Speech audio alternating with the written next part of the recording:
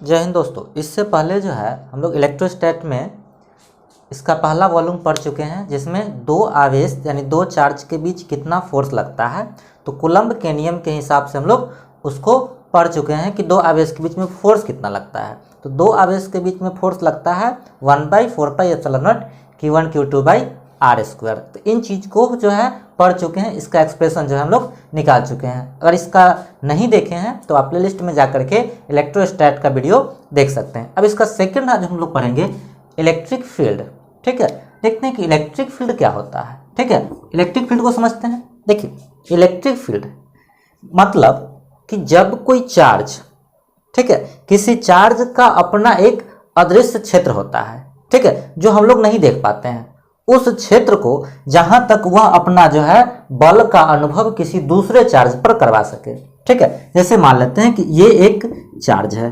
ठीक है, अब इस चार्ज का क्षेत्र जो है ये है। ठीक है, अब इस क्षेत्र में अगर हम किसी छोटे से चार्ज को लाते हैं, किसी को भी, तो ये क्या करता है, इस पर अपना फोर्स लगाता है। ठीक है, अगर हम पॉजिटिव चार्ज लाएंगे तो इस पर क्या करेगा, रिपल्सन का फोर्स लगाएगा, और निगेटिव चार्ज लाएंगे तो इसके ऊपर क्या करेगा, इसको अपनी ओर आकर्षण का फोर्स लगाएगा। कहने का मतलब है कि यह जो क्षेत्र है, जहां तक यह अपने बल का अनुभव किसी अन्य चार्ज पर लगा पाता है, यानी बल को एक्सपीरियंस करा पाता है, तो वह उसका क्या कहलाता है, उसका विद्युत क्षेत्र कहलाता है, यानी इलेक्ट्रिक फील्ड कहलाता है। इसको ऐसे समझते हैं, जैसे मान लेते हैं कि हर गांव में एक मुखिया होता है। तो मुखिया जो होता है एक पंचायत का हेड होता है। ठीक है, हेड ऑफ द पंचायत मुखिया जी होते हैं। तो मुखिया जी क्या है, वो जो है अपने, मान लेते हैं कि ये मुखिया, जैसे ये जो है वो एक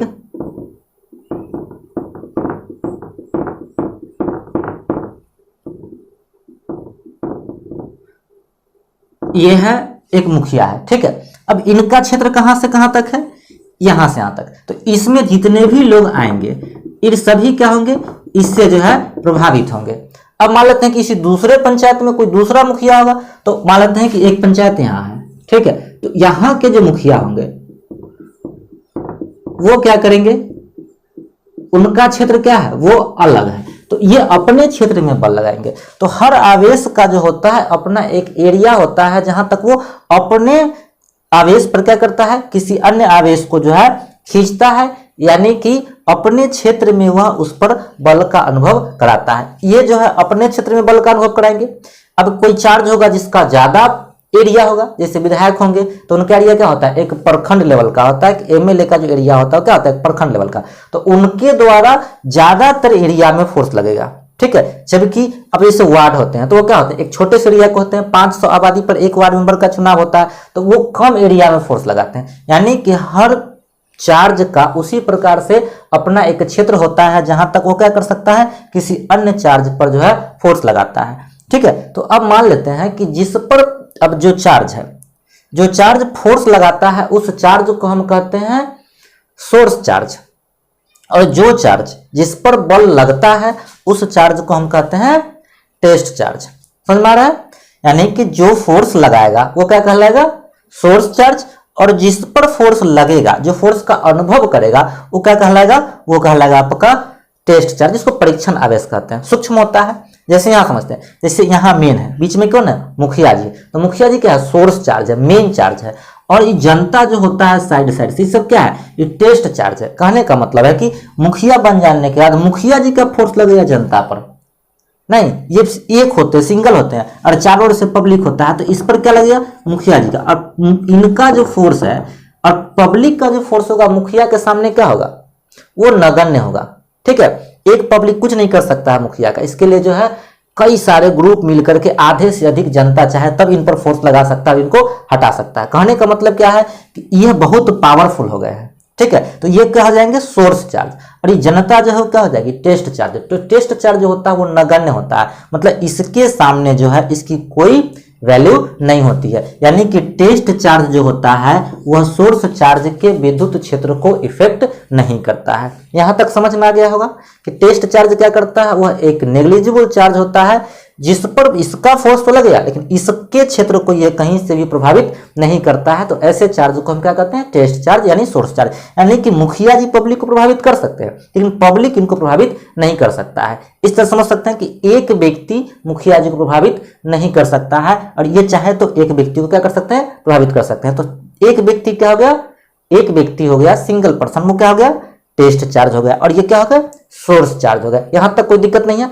अब इस चीज को जो है जिस पर यानी कि इस चार्ज के द्वारा इस पर फोर्स का अनुभव लगाया गया, तो कौन सा ऐसा कारक है जिस पर फोर्स का अनुभव करवा रहा है, तो वह जो अदृश्य कारक है जो हमको दिखाई नहीं दे रहा है वो क्या है, इसका एरिया, इसका फील्ड है। ये क्या है, इसका फील्ड है। हर चार्ज का क्या होता है, एक फील्ड होता है जो उस पर बल का अनुभव, फोर्स का अनुभव कराता है। तो ये क्या कर रहा है, इस पर फोर्स का अनुभव यानी कि बल का अनुभव कराता है। तो कितना बल का अनुभव करवाता है, यानी कि ये जो फोर्स लगा रहा है इलेक्ट्रिक फील्ड इस पर, तो इसको हम लोग कहते हैं इलेक्ट्रिक फील्ड इंटेंसिटी, विद्युत क्षेत्र तीव्रता। यानी कि अगर विद्युत क्षेत्र तीव्रता को समझे तो विद्युत क्षेत्र तीव्रता क्या होता है, तो किसी सोर्स चार्ज द्वारा टेस्ट चार्ज पर, प्रति एकांक टेस्ट चार्ज पर लगाए गए बल को हम इलेक्ट्रिक फील्ड इंटेंसिटी कहते हैं। ठीक है, क्या कहते हैं, यानी कि इलेक्ट्रिक फील्ड इंटेंसिटी क्या होता है, तो सोर्स चार्ज द्वारा किस पर, टेस्ट चार्ज पर लगाए गए बल को हम क्या कहते हैं, ये क्यू माने हैं, स्मॉल क्यू, यानी कि ये टेस्ट चार्ज है, तो टेस्ट चार्ज पर सोर्स चार्ज द्वारा क्या लगेगा, बल का जो अनुभव करवाएगा उसी को हम क्या कहते हैं, इलेक्ट्रिक फील्ड इंटेंसिटी। ई बराबर क्या हो जाएगा, F by Q, E vector बराबर एफ वेक्टर बटा क्यू। ठीक है, यानी कि क्यू चार्ज पर क्या लग रहा है, एफ फोर्स लग रहा है, वह क्या कहलाएगा, इलेक्ट्रिक फील्ड इंटेंसिटी। यहां समझ में आ गया कि टेस्ट चार्ज पर सोर्स चार्ज के कारण जो फोर्स लगता है वही कहलाता है इलेक्ट्रिक फील्ड इंटेंसिटी। यहां तक समझ में आएगा कि इलेक्ट्रिक फील्ड इंटेंसिटी क्या होता है, कि इलेक्ट्रिक फील्ड इंटेंसिटी होता है तो किसी सूक्ष्म परीक्षण आवेश पर सोर्स चार्ज के द्वारा जो फोर्स का अनुभव किया जाता है या फोर्स लगाया जाता है, तो इसी फोर्स के परिमाण को हम क्या कहते हैं, इलेक्ट्रिक फील्ड इंटेंसिटी। ठीक है, प्रति एकांक आवेश पर, सूक्ष्म आवेश पर लगाए गए बल को हम इलेक्ट्रिक फील्ड इंटेंसिटी यानी विद्युत क्षेत्र तीव्रता कहते हैं। यहां तक में कोई दिक्कत नहीं है। अब हम लोग समझते हैं कि विद्युत क्षेत्र तीव्रता को अगर हमारे पास चार्ज दिया हुआ है, अब फोर्स नहीं पता है, तो हम क्या करेंगे, फोर्स के टर्म में इसको लिख सकते हैं। तो अब हम लोग समझते हैं कि इलेक्ट्रिक फील्ड इंटेंसिटी में जो इलेक्ट्रिक फील्ड इंटेंसिटी का मान कितना होता है फोर्स के टर्म में, तो कूलम्ब के नियम के हिसाब से हम लोग इसको फाइंड आउट करने का प्रयास करते हैं कि अगर ये चार्ज है, ये बड़ा चार्ज मान लीजिए क्यू चार्ज है और ये छोटे चार्ज स्मॉल क्यू पर क्या लगा रहा है, फोर्स लगा रहा है, मतलब कि ये अपने बल का अनुभव करा रहा है। तो बल का अनुभव किस तरह करा रहा है, ये अपने क्षेत्र, ये अदृश्य क्षेत्र है जो हमको दिखाई नहीं देता है, लेकिन ये होता है जो इस पर क्या कर रहा है, फोर्स का अनुभव करा रहा है। तो यही जो अदृश्य क्षेत्र है, इसी क्षेत्र को हम इलेक्ट्रिक फील्ड कहते हैं। तो कितना इलेक्ट्रिक फील्ड जो है इस पर हो रहा है, मतलब इलेक्ट्रिक फील्ड का मान इस चार्ज के द्वारा कितना है इस बिंदु पर। ठीक है, तो इस बिंदु पर मान लेते हैं कि यह बिंदु P है, इसको हम ऐसे समझाते हैं कि मान लेते हैं कि यह चार्ज Q है, इसका क्षेत्र यहाँ पर है, तो यह P बिंदु है, तो इस बिंदु पर जो है इलेक्ट्रिक फील्ड इंटेंसिटी का मान इस पर कितना होगा, तो इसको हम निकालने का प्रयास करते हैं। तो देखिए, इससे पहले जो है हम लोग पढ़े हैं कि E बराबर क्या होता है, F बटा Q होता है, ये ठीक है। E बराबर क्या होता है, F बाई Q, यानी कि इलेक्ट्रिक फील्ड इंटेंसिटी बराबर फोर्स अप्लाइड ऑन चार्ज, यानी F बाई Q। अब F जो होता है, इससे पहले कूलम्ब का नियम पढ़े थे, तो अकॉर्डिंग टू कूलम्ब, ठीक है, according to Coulomb's law, Coulomb का नियम के अनुसार से जो होता है फोर्स जो होता है वो कितना के बराबर होता है, 1/4 pi epsilon not Q1 Q2 अब बटा में R स्क्वायर। ठीक है, तो हम F का वैल्यू यहां डाल देते हैं, ये रिलेशन है। तो फर्स्ट में, तो फ्रॉम इक्वेशन फर्स्ट, तो फर्स्ट इक्वेशन हमारे पास क्या है, E बराबर F बाई Q, तो F का जो वैल्यू है वो यहाँ है, इसको मान लेते हैं 2 नंबर, तो ये हम यहाँ पर F का मान डाल देते हैं Q1 Q2। देखिए यहाँ पर Q1 के जगह पर कितना है, Q है, और ये जो Q2 जब कितना है Q, अब बटा में क्या है R स्क्वायर, F बटा Q, यानी कि Q आ गया, Q से Q क्या हो जाएगा, कैंसिल हो जाएगा, तो 1/4 pi epsilon not Q by R square, ये हमारा निकल गया इलेक्ट्रिक फील्ड इंटेंसिटी।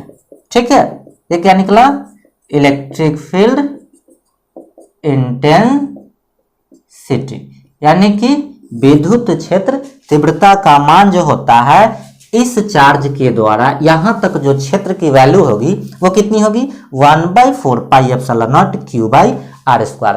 समझ में आ गया? ई बराबर 1/4 पाई एप्सिलॉन नॉट क्यू बटा आर स्क्वायर, यानी कि इस चार्ज के कारण इस चार्ज पर जो विद्युत क्षेत्र तीव्रता यानी इलेक्ट्रिक फील्ड इंटेंसिटी का जो मान होगा वो होगा कितना, ई बराबर 1/4 pi epsilon naught q by r square. यहां तक में कोई दिक्कत नहीं है, चीजें आपको समझ में आ रही है। अब जो है इसके बाद हम समझते हैं इस रिलेशन के अनुसार कि ये तो कांस्टेंट टर्म है, 1/4 पाई एप्सिलॉन नॉट कांस्टेंट है और सोर्स चार्ज भी हमारा क्या है, फिक्स। यहाँ देखिए ये जो स्मॉल जो चार्ज था, जो सूक्ष्म आवेश था, वो क्या हो गया, यहाँ से हट गया। इस एक्सप्रेशन में कहीं भी ये परीक्षण आवेश का रोल नहीं है, यानी कि परीक्षण आवेश पर सिर्फ बल का अनुभव किया जाता है, वह अपने क्षेत्र से इस पर कोई प्रभाव नहीं डालता है। ठीक है, अब यहां समझते हैं कि ये जो वैल्यू है इस वैल्यू के हिसाब से ये कांस्टेंट टर्म है और ये भी फिक्स है, तो हमारा वैल्यू क्या कर रहा है 1/r², यानी कि इस एक्सप्रेशन के हिसाब से हम समझ सकते हैं कि अगर r का वैल्यू यानी कि दूरी जब घटाएंगे तो फील्ड ज्यादा होगा, यानी कि सोर्स चार्ज के नजदीक जितना हम जाएंगे, जितना नजदीक जाएंगे उतना ज्यादा हमको वो क्या करेगा, बल लगाएगा, फोर्स लगाएगा, और जितना दूर जाएंगे तो फोर्स क्या होता जाएगा, कम होता जाएगा। यानी कि फील्ड का वैल्यू यानी सोर्स चार्ज के नजदीक फील्ड का मान क्या होता है, मैक्सिमम होता है, और जैसे जैसे दूर जाते हैं वैसे वैसे क्या होता है, उसका फील्ड का वैल्यू जो है वो क्या होता जाता है, घटते जाता है, कमते जाता है। ठीक है, यानी फील्ड का वैल्यू इनवर्सली प्रोपोर्शनल होता है किसके, स्क्वायर ऑफ डिस्टेंस की, यानी कि फील्ड का मान जो होता है वो क्या होता है, दूरी बढ़ने पर कम होता है, और दूरी कम हो जाए, नजदीक जाएंगे तो फील्ड का मान क्या होता है, वो बढ़ता है। यहां तक आपको समझ में आ गई होगी। अब जो है इसके बाद हम लोग पढ़ेंगे इलेक्ट्रिक फील्ड लाइंस के बारे में। तो अगली वीडियो में जो हम इलेक्ट्रिक फील्ड लाइंस के बारे में बता देंगे, उसमें क्या होता है कि यही इलेक्ट्रिक फील्ड जो है जब कोई पॉजिटिव चार्ज गमन करता है, इससे मोबाइल में हमारा सिग्नल आता है, ब्लूटूथ काम करता है, यानी जो अदृश्य चीजें हैं इलेक्ट्रोमैग्नेटिक वेव के रूप में, उन चीज़ों को हम इलेक्ट्रिक फील्ड लाइंस में पढ़ेंगे। और इलेक्ट्रिक फील्ड लाइंस जो है वो कैसे चलती है, वह कहाँ से निकलती है, कैसे जाती है, इन चीज़ों को अगले वीडियो में पढ़ेंगे। तब तक के लिए बहुत बहुत धन्यवाद।